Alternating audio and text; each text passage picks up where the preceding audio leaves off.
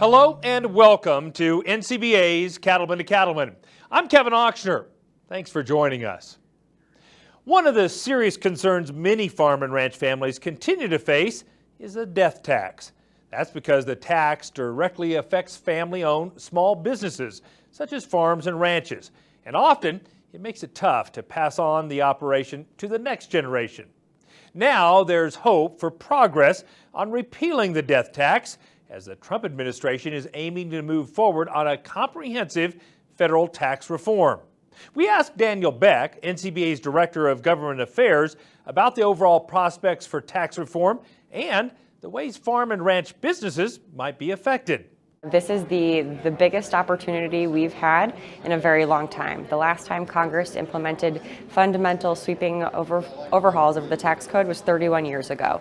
The time is ripe for a new tax reform piece of legislation, and in that we are fighting first and foremost for repeal of the estate tax.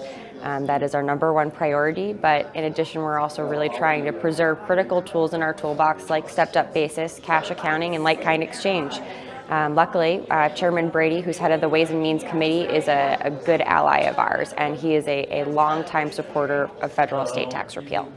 Beck notes that the estate tax, or death tax, as it's often called, puts an undue burden on farm and ranch families and has been a priority issue of concern for NCBA and its members for many years. I'm not really sure what type of individual looks at the death of a person as a way to make money, but the estate tax is a failed federal policy. Death should not be a taxable event, and no matter how much I'm communicating that on Capitol Hill, having individuals here who are directly impacted by that, whether it's through the loss of a family member and having to make some sacrifices in order to keep the ranch in the family, or the individuals who have to make sacrifices every single year in order to plan for estate tax purposes. Every dollar that's diverted from investments in conservation or hiring a new ranch hand, that's money out of rural communities that goes towards estate tax planning every year, and those personal stories are really what hits home on Capitol Hill.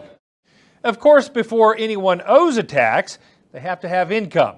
And with that in mind, let's take a look at what the prospects are for profitable cattle markets this summer and fall.